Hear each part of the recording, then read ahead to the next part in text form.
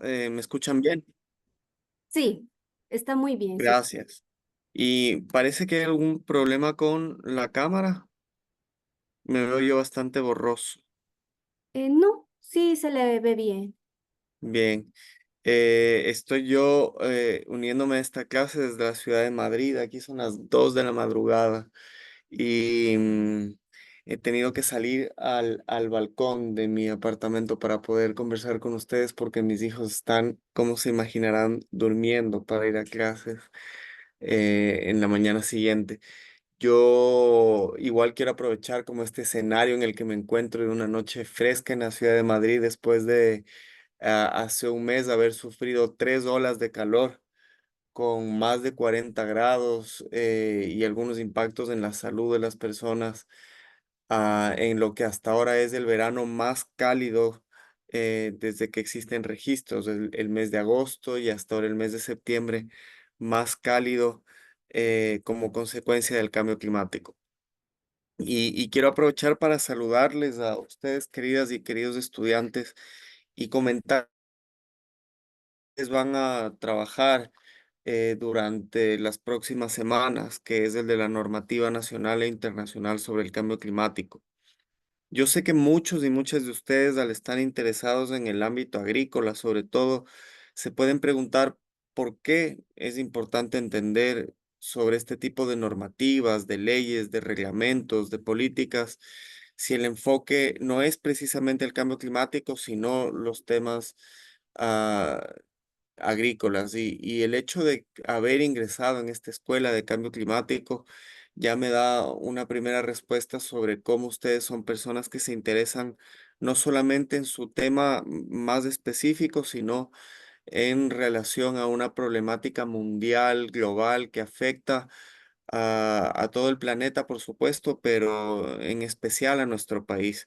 Ecuador, al ser uno de los países más biodiversos del planeta, tiene una responsabilidad muy grande en proteger su biodiversidad, pero al mismo tiempo, al ser uno de los países que menos aporta al cambio climático, tiene que empujar para recibir cada vez más cooperación internacional en términos de financiamiento, en términos de construcción de capacidades, entre otras.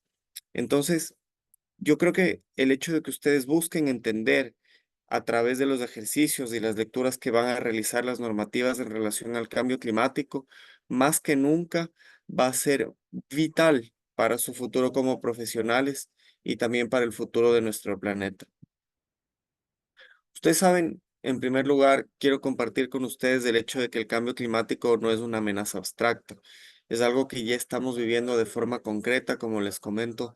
Los últimos meses son los de mayor temperatura registrada en la historia de nuestro planeta. En el campo agrícola, por ejemplo, vemos fenómenos como sequías prolongadas, lluvias cada vez más impredecibles, plagas que ahora aparecen en lugares donde antes no existían. Todos y cada uno de estos fenómenos son el resultado de un clima que está cambiando. Y como expertos en ámbito agrícola, además de otros temas relacionados con la relación que tenemos con el territorio, ustedes van a estar en la primera línea de defensa contra estos impactos. Ahora bien, cabe preguntarse por qué es tan importante entender las normas, las reglas del derecho. La respuesta puede ser muy simple. Estas leyes y acuerdos internacionales que tienen que ver con el cambio climático no son solo palabras en papel, sino que son herramientas que nos llaman a la acción. Conocer estas herramientas les va a permitir a ustedes adaptarse mejor a los cambios, trabajar en soluciones que no solo protejan cultivos, territorios, comunidades, sino que también promueven prácticas sostenibles en el largo plazo, que es lo que estamos buscando en un país en vías de desarrollo como el Ecuador. El primer instrumento internacional sobre cambio climático, que es la Convención Marco de Naciones Unidas sobre el Cambio Climático, y el acuerdo más importante que tenemos en este momento para los temas del clima, que es el Acuerdo de París, establecen marcos globales para reducir las emisiones de gases de efecto invernadero y para promover la resiliencia climática. Estos acuerdos impactan directamente a las industrias agrícolas porque abogan por la adopción de prácticas sostenibles, como son el uso de energías limpias, técnicas de cultivo que reduzcan el impacto ambiental, participación de las comunidades afectadas, protección y regeneración de ecosistemas. Por un lado, en el ámbito nacional, en nuestro país, las normativas juegan un papel fundamental. Las leyes climáticas incluyen, por ejemplo, incentivos para adoptar lo que se conoce como prácticas agrícolas sostenibles, entre ellas la agroforestería, la agricultura de conservación. Si ustedes llegan a conocer en profundidad estas normativas, van a poder, por ejemplo, acceder a recursos financieros, tecnológicos, que les permitan hacer frente a los desafíos climáticos en cada una de sus funciones, sea trabajando desde el sector público, el sector privado, trabajando directamente con comunidades, en organizaciones de la sociedad civil, en la academia.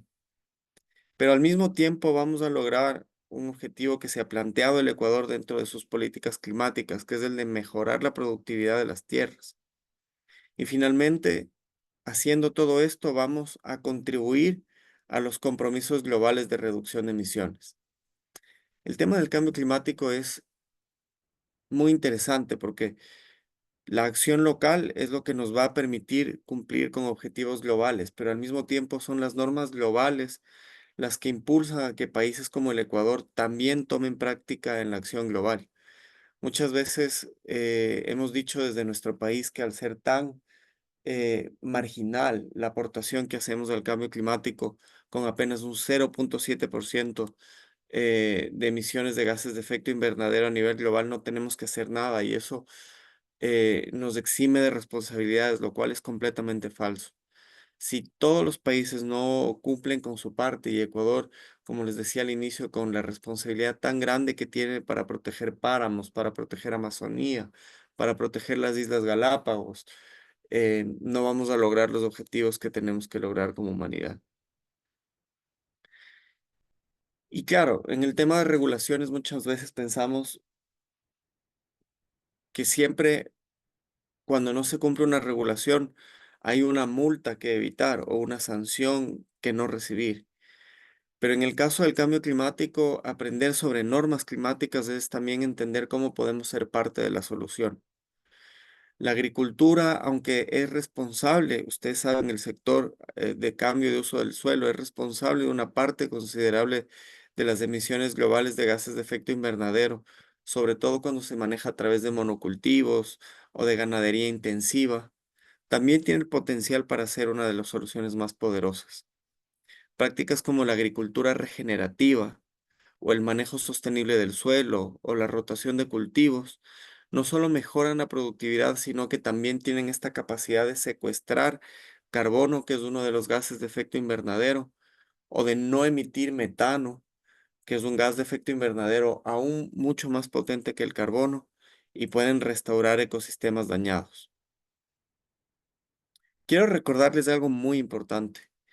Ya les decía, el cambio climático es un problema global, pero sus efectos se sienten de manera local. Por eso es crucial que ustedes como futuros profesionales del sector agrícola o como ya profesionales del sector agrícola o personas que trabajan alrededor de los temas climáticos se mantengan al día con la legislación tanto nacional como internacional, que conozcan de primera mano el Código Orgánico Ambiental en su parte climática, el reglamento al Código Orgánico Ambiental, el Plan Nacional de Adaptación, la contribución nacionalmente determinada del país, que conozcan también el Protocolo de Kioto, el Acuerdo de París, el Convenio Marco de Naciones Unidas sobre Cambio Climático, que ya fue creado en el año 92. Está a punto de cumplir casi ya más de 30 años. De esta forma, no solo van a estar mejores preparados para enfrentar desafíos, sino que también van a poder ejercer un liderazgo en el camino hacia una cultura más sostenible y resiliente en el Ecuador.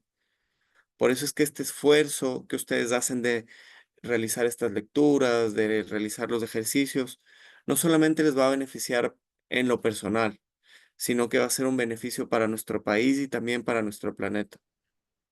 Yo les animo a que de esta manera se sumen a este esfuerzo global, que aprendan y entiendan cómo la normativa climática puede ser su mejor aliada para transformar el futuro de la agricultura en el Ecuador y en última instancia el futuro del planeta.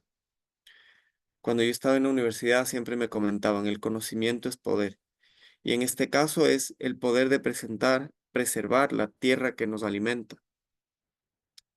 Quiero terminar esta primera intervención para ojalá escucharles cuáles son sus curiosidades y que luego podamos tener una sesión de cierre después de que hayan hecho los ejercicios, contándoles un ejemplo práctico de cómo Ecuador puede usar la normativa climática para alcanzar las metas del Acuerdo de París a través de la agricultura sostenible y la gestión forestal.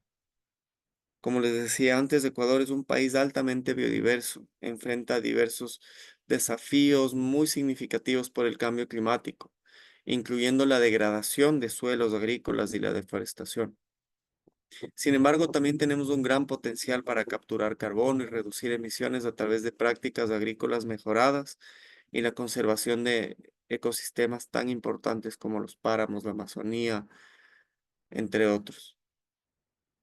Aquí entra la normativa climática, tanto nacional como internacional, para que podamos guiar las políticas y acciones de nuestros países. Por ejemplo, Ecuador, a través del Plan Nacional de Adaptación, puede incentivar a que los agricultores implementen prácticas de agricultura regenerativa que mejoren la salud del suelo y que por tanto logremos almacenar más carbono al tener mayor biodiversidad y mayor capacidad de captura. Estas prácticas incluyen aquellas que vienen de la permacultura, como la rotación de cultivos, la reducción del uso de pesticidas y la siembra directa. Además, la normativa local nos puede ofrecer incentivos fiscales, es decir, la reducción del pago de tasas, de impuestos, a personas que a través de la agricultura utilicen energías renovables en sus actividades productivas, alineándonos así con lo que nos manda el Acuerdo de París para promover la reducción de emisiones. La COP 28 que se celebró en Dubái, en los Emiratos Árabes Unidos, hace ya casi un año, y de la que ustedes van a aprender también a través de las lecturas que van a realizar, estableció la obligación de salir de los sistemas energéticos basados en los combustibles fósiles. Es por esto que hablamos mucho de la transición energética que debe ser justa y que debe ser urgente. Y que, por supuesto, la energía que se utilice en el sector agrícola puede y debe provenir de fuentes renovables. Otro ejemplo que les quería traer el día de hoy es desde el programa Sociobosque, que paga a las comunidades para conservar bosques, ayudando así a reducir la deforestación y a capturar el CO2. Este tipo de iniciativas que nació hace muchos años ya, se ve apoyada por la normativa climática nacional y al mismo tiempo se nutre de la normativa internacional al buscar fondos de otros países para que se contribuya directamente al cumplimiento de las metas de mitigación y adaptación a los que nuestro país, el Ecuador, se ha comprometido ante la comunidad internacional al cumplir el Acuerdo de París, presentando unas contribuciones nacionalmente determinadas que hablan de la conservación de la biodiversidad para facilitar, como les decía, la mitigación y la adaptación de nuestro país. Y al mismo tiempo, mejorando la resiliencia de las y los agricultores frente al cambio climático, frente a estos fenómenos, como les decía al inicio, de sequías prolongadas o de graves inundaciones que cada vez estamos sufriendo con mayor frecuencia en nuestro país. Estas políticas se tienen que guiar por normativa climática que ustedes van a aprender. Aseguran que el país no solamente reduzca sus emisiones, sino que también proteja a sus comunidades, que proteja sus recursos naturales y que mejore la calidad de vida de quienes habitan en las comunidades más afectadas por el cambio climático, que ya sufren las pérdidas y daños asociados al mismo. Yo espero que esta intervención inicial les sirva a ustedes para motivarse, que era el objetivo de esta primera sesión, en cuanto a cómo los sistemas Te agroforestales, envío este cómo los anexo, efectos del cambio Alexander. climático pueden Llenas ser. todos los cuatro anexos y el último, ese vamos a llenar el día de mañana en el Puyo, ¿ya? Estaba cerrando esta intervención, entonces quería señalarles cómo la normativa que ustedes van a aprender puede ser muy útil para llevar adelante estos objetivos. Con esto quiero cerrar esta primera intervención y tal vez escuchar si ustedes tienen algunos temas específicos que quisieran aprender en estas sesiones, a conocer cuáles son sus orientaciones de trabajo, profesionales. Quisiera conocerles también un poco más en los minutos que nos quedan.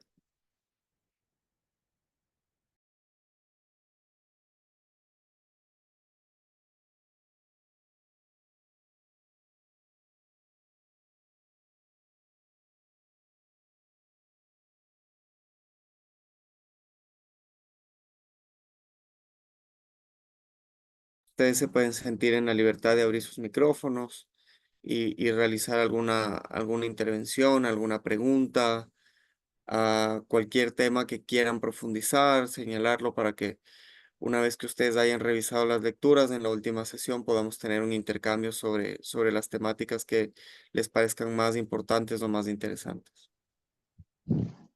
Buenas noches, ¿me escucha? Sí, ¿Cómo está? Buenas noches, estimado colega. Una preguntita. ¿Hay en otros países, digámosle, en Brasil, que se aplican este programa de los créditos de carbono? No sé si haya escuchado. sí. ¿Cuál sería la normativa para poder implementar eso aquí dentro de nuestro país? Muy amable, gracias. Gracias por la pregunta. El tema del mercado de carbono es uno de los puntales que ha elegido la comunidad internacional para lograr la implementación de los objetivos climáticos, es decir, no sobrepasar los 1,5 grados centígrados de calentamiento global respecto a los niveles preindustriales. El mercado de carbono está reconocido en el Acuerdo de París en el artículo 8 y tiene algunos mecanismos voluntarios y regulados también desde Naciones Unidas para implementarse. Esto a nivel internacional. Como bien usted ha señalado, uno de los países que ya está implementando los mercados de carbono es Brasil.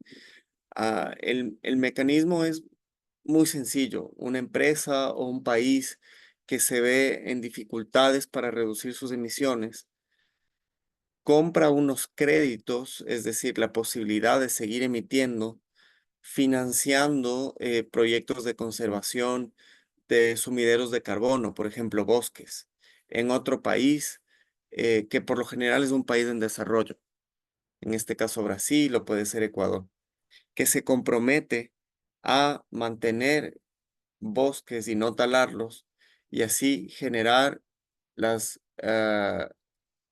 no generar las emisiones que esta empresa o este otro país va a continuar generando. De esta manera se genera un mecanismo de mercado, es decir, hay un pago para que en otra parte del mundo u otro gobierno se responsabilice por las emisiones que una empresa o que un país está realizando. En nuestro país, el mercado de carbono ha generado mucha controversia porque existe un artículo en la Constitución que establece que los servicios ambientales no son susceptibles de apropiación. Y como ustedes saben, el, la capacidad de secuestrar carbono que tienen la cobertura vegetal es un servicio ambiental que nos proporciona la naturaleza. En nuestro país, este artículo constitucional lo que trató de realizar es que no se produzca una comercialización y una apropiación de los servicios ambientales. Se han tratado de producir algunas reformas a esta legislación, por ejemplo, a través de la consulta popular en el gobierno de Guillermo Lasso, donde se preguntó si el país estaba de acuerdo con generar la posibilidad de que exista la apropiación de los servicios ambientales y la pregunta perdió. Lo que ha realizado el Ministerio del Ambiente en Ecuador es generar un mecanismo que no tiene que ver con la compra de créditos de carbono, sino con una especie de compensación. Existe el programa Ecuador Carbono Cero, el ESC, donde las empresas pueden compensar la generación de emisiones de gases de efecto invernadero, pero no es una compra de créditos de carbono. Este es un tema muy interesante, se ha escrito mucho al respecto. Ustedes van a leer, como les decía, el artículo 8 del Acuerdo de París, van a mirar dentro del reglamento del Código del Ambiente lo que se dice sobre la apropiación de servicios ambientales y podemos profundizar sobre este tema en una próxima sesión.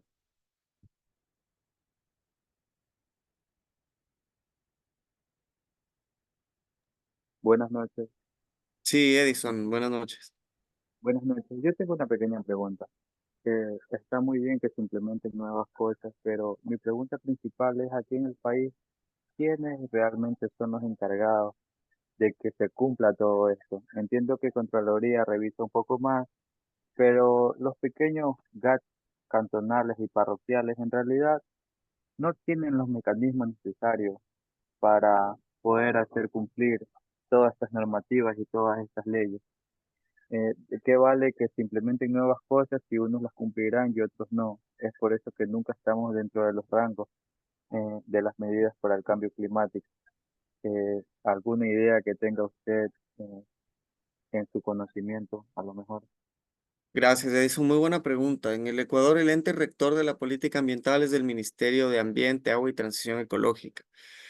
Este es la entidad que en el marco del Comité Interinstitucional de Cambio Climático se encarga, por ejemplo, de la creación del Plan Nacional de Adaptación o de la creación de la contribución nacionalmente determinada para el Acuerdo de París, que es la que indica cómo el país se compromete a la reducción de gases de efecto invernadero y de qué manera establece metas tanto condicionadas como incondicionadas para en los 5 sectores determinados de gestión de residuos, del sector industrial, el sector de transporte, de cambio de uso de suelo, establecer de qué manera se van a llevar adelante programas, proyectos y actividades que reduzcan el nivel de emisiones que el Ecuador realiza.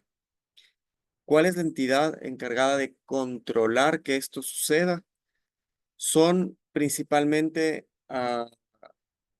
el sector de calidad ambiental en el Ministerio del Ambiente, por un lado, cuando controla la emisión de licencias ambientales, de registros ambientales, eh, a través de los cuales se obtienen los permisos para operar grandes sectores energéticos, de explotación de minerales, de combustibles fósiles, la operación, por ejemplo, de las grandes plantas hidroeléctricas, pero por otro lado, los GATS municipales, a pesar de las dificultades que tienen de operación y de financiamiento, también tienen un grado de responsabilidad al otorgar ciertos permisos ambientales también.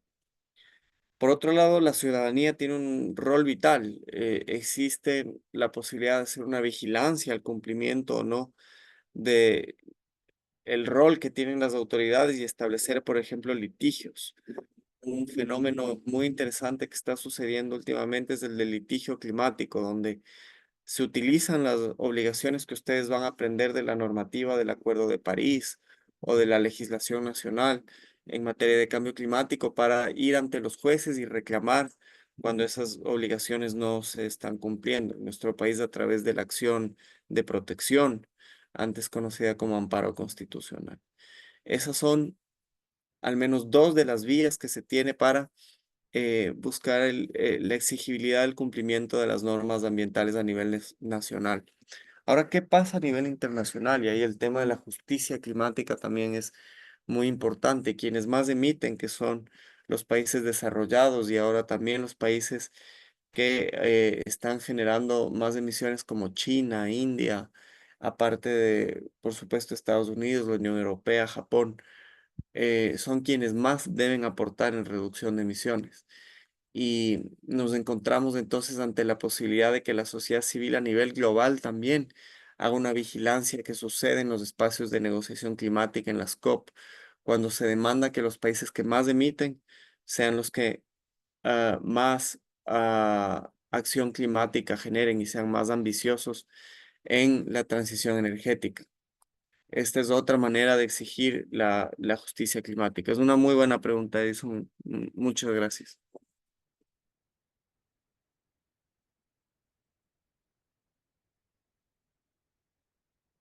Veo que hay una pregunta también en el chat sobre incentivos para agricultura sostenible. Me parece que es una pregunta bien interesante para el campo de estudios que ustedes están profundizando.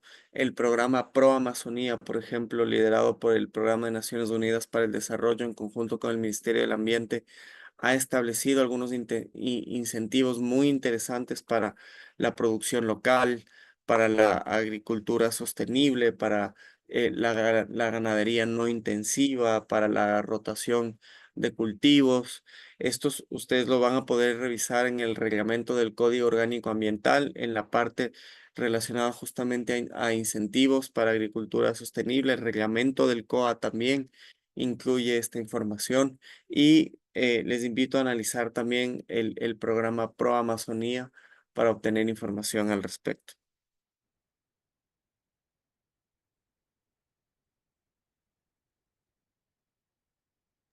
Buenas noches, yo tengo una pregunta. Sí, Alison, bienvenida. ¿Existe por si acaso aquí en el país algún programa o algún incentivo nacional para fomentar el ecoturismo, tomando en cuenta de que también es una materia importante dentro de cambio climático, adaptación y mitigación? Gracias, Alison, por la pregunta. El turismo sostenible es uno de los pilares que se ha establecido dentro de políticas climáticas que permitan, por un lado, la generación de recursos para las comunidades que están conservando el ecosistema y, por otro lado, la generación de políticas de protección de la biodiversidad tan importante que tenemos en el Choco Andino, por ejemplo. Hay una política muy interesante que es la que surgió a partir de la consulta popular del referéndum que indicó que ganó el sí a la protección del Choco Andino en relación a la minería, donde el municipio de Quito en la actualidad está produciendo un programa de incentivos para que el distrito metropolitano pueda ayudar a que la generación de proyectos de ecoturismo ayuden a solventar los ingresos que ya no se van a producir a través de la minería. Les invito a visitar la página del municipio del Distrito Metropolitano de Quito y Quito Turismo, que están realizando un trabajo bastante interesante al respecto sobre cómo generar incentivos para que el turismo crezca en el área del Choco Andino y se proteja el área que la consulta popular determinó no puede ser susceptible de minería. eh, y ustedes saben que en temas climáticos hay un dilema bastante grande porque para llevar adelante generación eólica o generación solar se requieren minerales como litio, cobre, oro, ah, entre otros, que generan una presión muy grande sobre nuestros territorios. Y entonces nos enfrentamos al dilema de proteger la biodiversidad por un lado o de hacer una extracción de minerales que nos permita tener recursos y al mismo tiempo apoyar a la transición energética.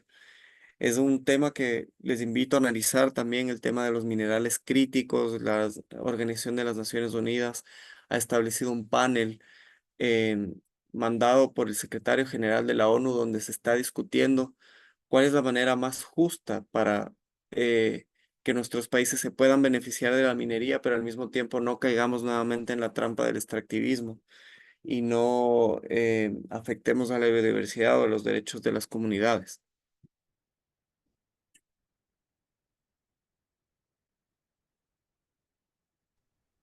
Yo quisiera complementar un poco sobre esa pregunta. Claro, Viviana, adelante. Sí, referente a eso, yo creo que también suman los que están en lo de los geoparques. Ya hay varios geoparques aquí en el Ecuador y se están sumando a ser parte de la UNESCO. Entonces, ellos se vinculan mucho con las comunidades, hacen ecoturismo, turismos sostenibles, tratando de no solo cuidar eh, las cosas geológicas, lo ambiental, la naturaleza, sino también proveyéndole a los de las comunidades un ingreso. Entonces así es una ayuda también. Es un gran aporte, Viviana, muchas gracias. Imbabura ha sido ya determinada como geoparque de la UNESCO. Algunas zonas de la provincia de Imbabura tan rica en recursos también para el ecoturismo, con las lagunas y las montañas de esta provincia. Se logró esta determinación como geoparque, lo cual le permite acceder a algunos recursos de financiamiento y participar en exposiciones a nivel mundial que generan la posibilidad de que más personas del extranjero visiten estas zonas calificadas efectivamente como geoparque. Muchísimas gracias, Viviana, por ese aporte. Veo una pregunta en el chat de Danilo sobre residuos sólidos, plásticos, cuál es el ente regulador sobre la gestión ambiental de estos residuos. Nuevamente, eh, el Ministerio del Ambiente es el ente regulador a nivel nacional y ustedes saben que hay algunas competencias que están descentralizadas a nivel de provincia y a nivel de GAD municipal. Los gatos municipales tienen competencia en algunos casos sobre el manejo de residuos. Hay algunas políticas muy interesantes sobre separación en la fuente, apoyo a recicladores de base. Ustedes saben que en nuestro país hay muchas personas que trabajan haciendo separación de residuos y beneficiándose de la venta de algunos residuos como el PET en el caso de los plásticos para que luego sea nuevamente ingresado a la economía circular y generado un proceso de reindustrialización para que pueda ser nuevamente utilizado. Ah, entonces, en la práctica, ustedes van a ver cuando analicen el reglamento del Código Ambiental, hay una competencia nacional que determina la gestión de los residuos, pero también hay una gestión descentralizada sobre los mismos, lo cual permite que los GATS lleven adelante una gestión local de los residuos cuando hay capacidades para esta práctica. Em, y por supuesto, más allá del reciclaje, lo que se busca es la reducción del consumo de plásticos de un solo uso. Al momento se encuentra en negociación internacional un tratado sobre plásticos de un solo uso que se espera establezca una normativa a nivel mundial para que cada vez sea menor el uso que hagamos de botellas de plástico y otros elementos que usamos solo una vez y los desechamos y que luego se convierte en un gravísimo problema a nivel ambiental y a nivel de reducción en la contaminación de los mares, sobre todo los océanos. Hola, buenas noches. Sí, Fabián, buenas noches. ¿Qué tal? Buenas noches. Yo tengo una consulta o una pregunta más que nada por una experiencia que tuve laboral en el tema de un peritaje de impacto ambiental. Hay ciertas zonas, especialmente de páramo, donde muchas comunidades están reclamando territorios, inclusive algunos que tienen gran porcentaje dentro de áreas protegidas, mediante acto posesorio. En este caso, el Ministerio del Ambiente lo que ha hecho es contribuir con un informe donde detalla la intangibilidad del sector en base a la biodiversidad de especies y por ser una zona de recarga hídrica. Mi pregunta va, bueno, este conflicto está ya en una etapa judicial, sí, y los comuneros reclaman y obviamente entre telones se sabe que lo único que buscan es lotizar esta zona, sí, llenarla de ganadería porque los actos posesorios implican siembra de papas, por ejemplo. Entonces, ¿cómo se puede blindar ahí? Porque incluso son tierras que están escrituradas y aún así, con acto posesorio y con una serie de invasiones, reclaman la tierra y tienen muchísima posibilidad de ganar el proceso, este litigio. ¿Cómo se puede luchar contra esta problemática específica? Claro, el tema La titulación de tierras es clave.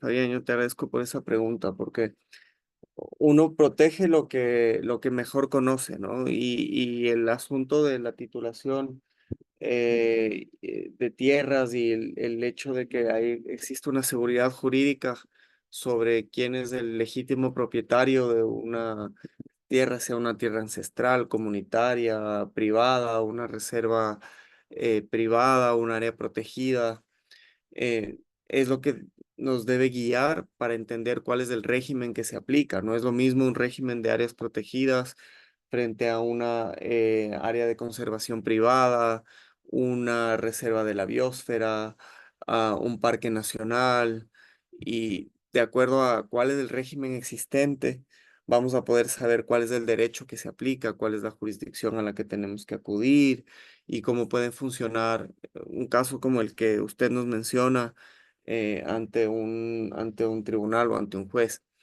Yo no tendría una respuesta específica sobre este caso, tal vez si lo podría estudiar mejor, podría darle una respuesta sobre este caso específico, pero lo que en este momento ustedes van a estudiar, que es la normativa sobre cambio climático, lo que les va a permitir es tener una guía sobre cuál es la jurisdicción que aplica y cuáles son las reglas que se aplican ante un determinado tipo de territorio.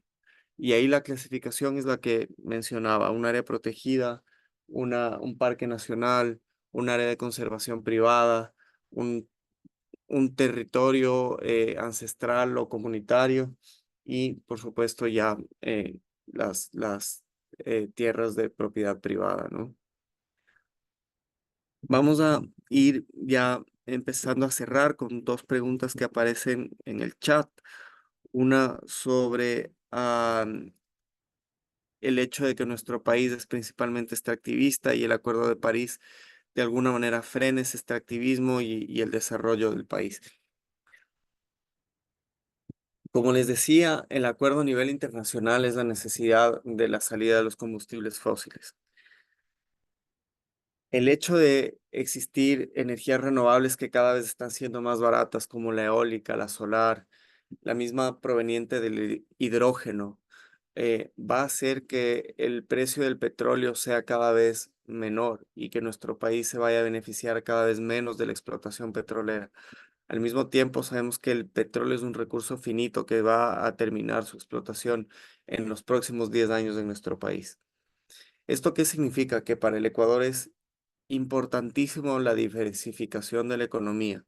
No podemos seguir dependiendo de los ingresos petroleros, sino que es clave que para nuestro país podamos hacer una diversificación de nuestra matriz energética y al mismo tiempo de nuestra fuente de recursos para el presupuesto nacional del Estado.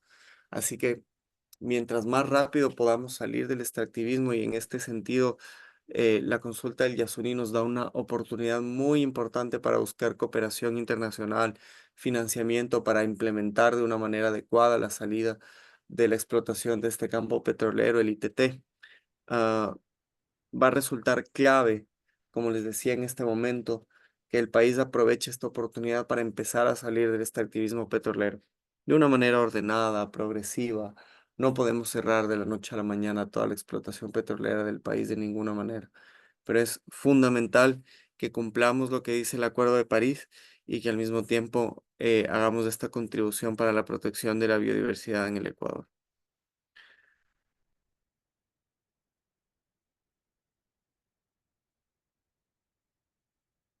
Estoy viendo una pregunta sobre el Ministerio de Ambiente con sus normas, si ejecuta sus sanciones y multas ante la contaminación del campo agropecuario en el cultivo de banano, los residuos de plástico para la protección que hace la entidad ante esta contaminación del cambio climático. Claro, el tema bananero en el país es muy importante, es otra de las fuentes de ingreso.